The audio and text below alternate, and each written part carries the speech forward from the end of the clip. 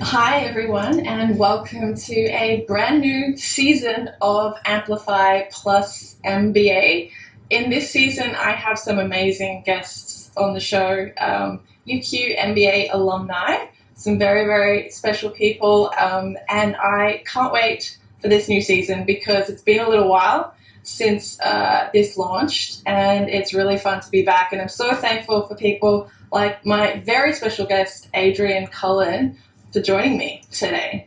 Yes, Sophia, I'm absolutely stoked to be here and only finding out that this is number one of your new season. It is indeed. Is even more exciting, so thanks for having me. Yeah, so thank you so much for being on the show. I was just talking to you about what Amplify Plus MBA is about, and to do a little bit of a recap for everybody, Amplify Plus MBA was essentially a way to stay connected post MBA.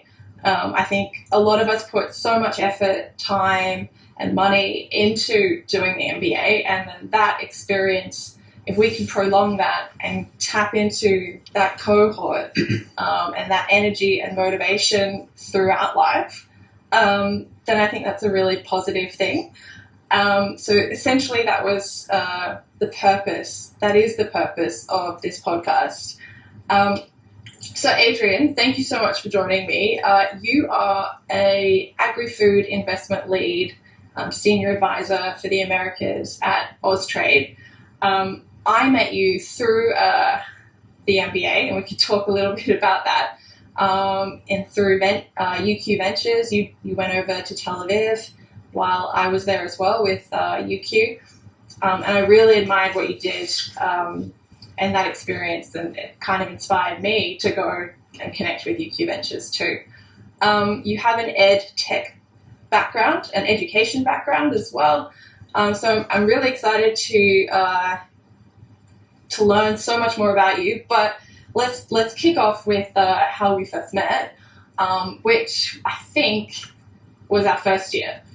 Yeah, I was thinking about this before coming on, and I can cast my mind back to Terry Fitzsimon's absolute sizzle of a class, which was all about reframing your approach to organisations.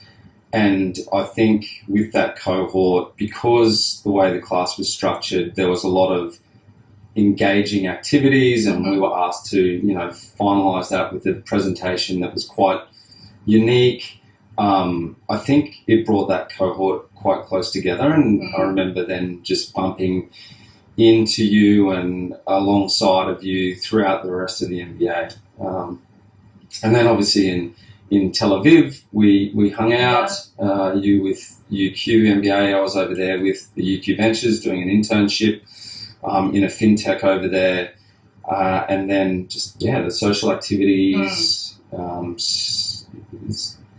I think totally agree. I think that the bond that you get in one of your first subjects with your cohort can be quite significant, because you're really like head first into it, throwing everything into the MBA. You're a newbie, and everything is so exciting. And I just remember having a lot of fun really in management frameworks, and that was it, management frameworks. That was learning everything and applying it all at once, and the strategy. And for me, that was the absolute baptism to what was about to unfold. And I'm still very good mates with the rest of my group from that session. But I remember walking into that class thinking, what have I walked into? I'm thinking about resigning out of education for 15 years in middle leadership there, and wondering what the hell I've done, being surrounded by all these absolutely incredible people that at the same time were probably feeling the same way. But just my perception was that I was this small fish in this now very, very big pond. So it was very exciting and very, looking back to that, it's been quite a journey. Yeah, I think I remember I do remember that everyone had different backgrounds, and I think that's probably, looking back now, is a reason why so many people do the MBA, because of that shift that they're after. And I was at the time, and I still am, playing and working in an education space at Springfield. And I remember hearing about what you were doing and kind of thinking there's so many options, like, for to springboard onto so many different things post, like, a career in education, and using the MBA as a way, as a tool to, shift your career in whichever direction you wanted to, and apply those things that you've learned previously that are so applicable across so many different fields. So I saw that in you, and I saw that you were doing that, and I thought that was really cool. But like you, I was definitely feeling like, I don't know, I guess just really impressed by everybody, kind of feeling like I'm going headfirst into this. I did feel like it was exactly what I wanted to do, but trying to take it like one step at a time. But as we were talking about, I think we both threw ourselves into the social side and the UQ community and the cohort, and that really helped. Yeah, absolutely. I remember after a couple of lectures, I'm like, what is this new costume that I'm wearing? And throughout the MBA, as I gained more confidence in the ability to actually be there, like, I had a massive sense of imposter syndrome in the beginning, but and I learned that there were a lot of people that did actually feel the same way as well. And I think it's just, for me, having the education background was something that I kind of felt didn't know anyone else in education, and started the MBA then as well. So for me, it was, you heard a lot of engineers, and there are a lot of people that were in sort of corporate leadership already. Consulting, or banking, or sales. So many different things like that. And so for me, the MBA was an opportunity to move into something completely new, understanding that I had the experience of leadership in schools and could leverage that. I wasn't interested in going, I knew I wanted to do something, I didn't know what it was that I wanted to do, but I didn't want to go back and do a bachelor's degree, or at that time a specific master's, a master's in education. Because I felt like I needed to move out of education for a number of different reasons. It really was for me, a complete entry to a career pivot of actually not knowing what that career pivot was. And for me, it was an opportunity to go into the MBA and immerse myself into every single opportunity that was to present itself, in order to really work out.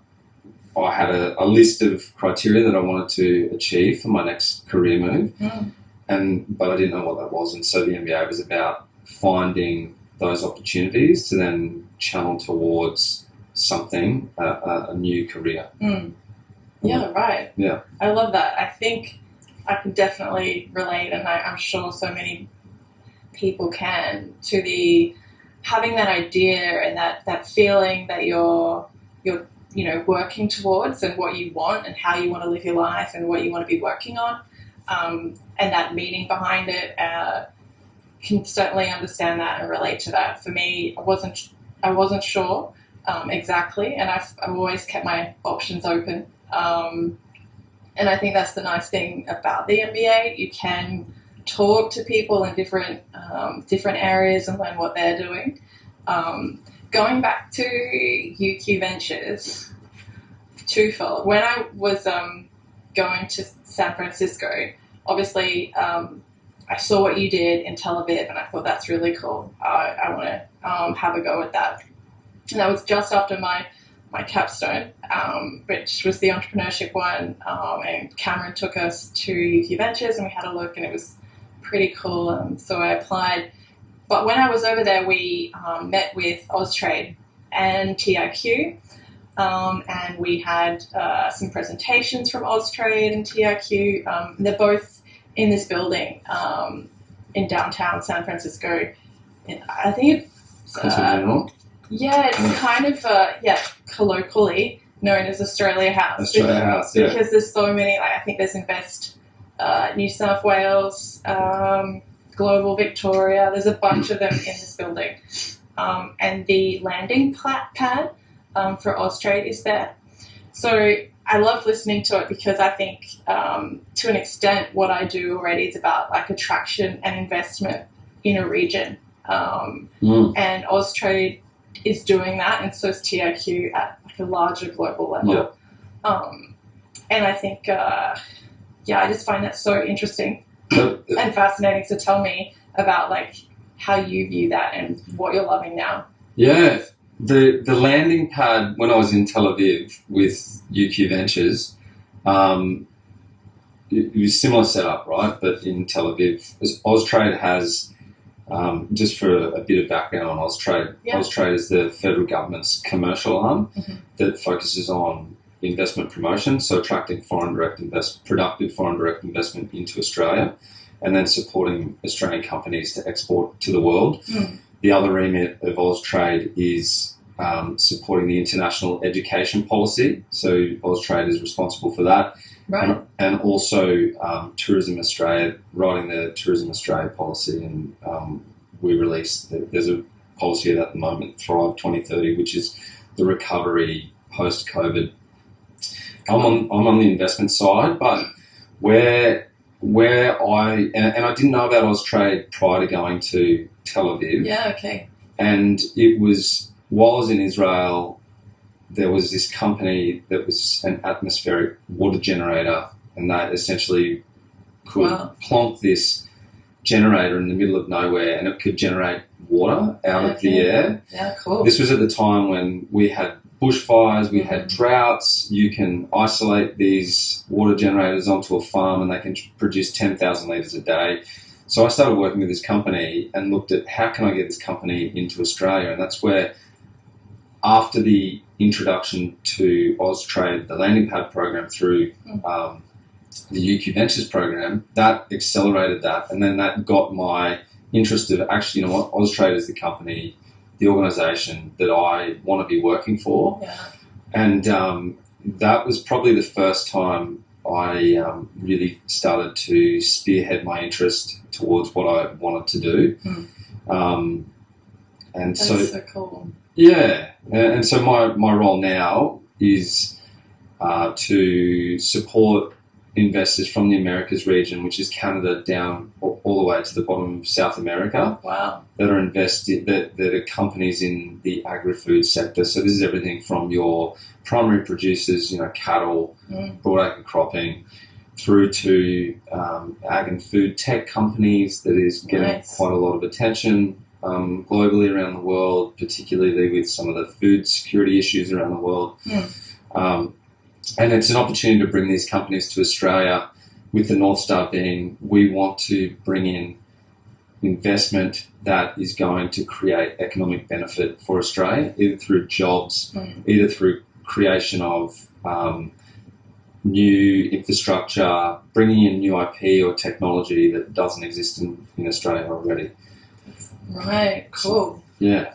That's amazing. So do you connect with AusTrade, I guess, offices in Canada and the US and Argentina or wherever across the Americas, and I guess do they connect you to companies from the Americas who are interested in like expanding and their global presence, or do you help them as well, like I guess land in Australia and help them understand the market and the differences here compared to where Yeah. they're currently based or where they currently have a presence? Yeah, we a bit of both. So we've got a network of offices across the world. The landing pad program is one of them. The landing pad programs that trade out, so it's taking Australian tech companies to the world. Right. We then also have, I think we've got over 80 offices around the world, and each of those offices is supported with a network of business development managers that have, extensive experience in market. They're all locally engaged staff, Right. most of the time, and their role is to either support Australian companies to export into that market, or it's to go out and find companies that are looking to scale up out of their respective markets and look to either, they might be footloose and not sure where they're going to invest. They know that they need to get out of their home country or home market. Right. And that's where we try and promote Australia as the opportunity. And so once there is a conversation about Australia as the opportunity, my colleagues, which with the Americas, so from Canada down to Latin America, I'll work with them to then support these companies through either their market entry strategy, their business model development, which is might be unique to the way they operate back in their home markets, site selection. So we work closely with the state and territory governments on finding suitable sites for them. And essentially what we want to do is try and build up as much of a picture of Australia to make the investment as easy as possible for them, so that we are able to then, you think of a company that's looking to scale out of their home market, it's not something they're going to be doing all the time. And so it's an opportunity that you just don't want to miss out on. And so you want to present Australia in the best possible way, and then work with them. The other thing we do is we work with companies that already have a strong presence here in Australia. Okay. And that might be scaling up from their initial presence in market. It might be working through regulatory barriers. We work closely with the government division. We work closely, like in my instance, with the Department of Agriculture, Department of Industry, Science and Resources, and once again with the various state governments to support them moving from state to state. Right. Okay. Amazing. That's so interesting. So, one of the questions I have for that is, I guess, do you see most companies wanting to choose Australia in the sense that they're looking to, I guess, manufacture here and sell here in the market, or is it like a gateway to Asia and the Pacific? And are they usually coming with the idea to sell, or are they also investing in terms of like producing and manufacturing that good already here? Yeah, it's a bit of both. Like the Australian market is pretty small. We've got a population of, what are we now, 25 million people? Yeah. I should probably have that down. But it's for, if I talk broadly, Australia has an opportunity because it does lead into the Asian markets and can supply to the Asian markets. Whether that's with energy, which is a huge opportunity at the moment, green energy, whether it's manufacturing of, the processing of primary resources, which we tend to ship offshore. Food is, we're a net exporter of food, and globally the perception of Australian food is really high quality. It's considered really green and clean. So a lot of food and beverage companies look to Australia as to service the Asian market and the Pacific market, because the Australian brand has such a premium, particularly in that food space. So because our market's so small, I would say it is to service the closer proximal markets. The other thing that I would say is that Australia's got an amazing talent population. We've got a very highly educated workforce, a highly educated population, and that is quite attractive for companies to work closely with universities Yeah, and have partnership deals that can, feed them right through. So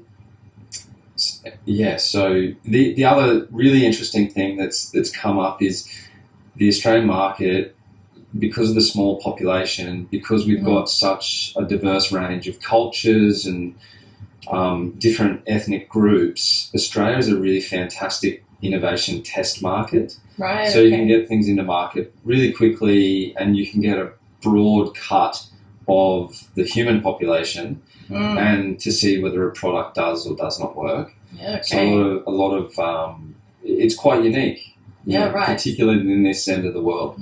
So you can kind of, if you've got a new product, like the perfect sort of test bed, so to speak, would be to launch that here in Australia and see how the market responds, because there's so much diversity in the market. Yeah, and we're early adopters, and if we're not early adopters, we're fast followers, right? Yeah. So we'll happily test and try a product, a technology, and reasonable sample size to then scale it up from there. So a lot of companies look to Australia for their Asia Pacific headquarters. Generally, it's a competition between, I'd say, us and Singapore. In the food and some of the tech space. Korea is also pretty popular, but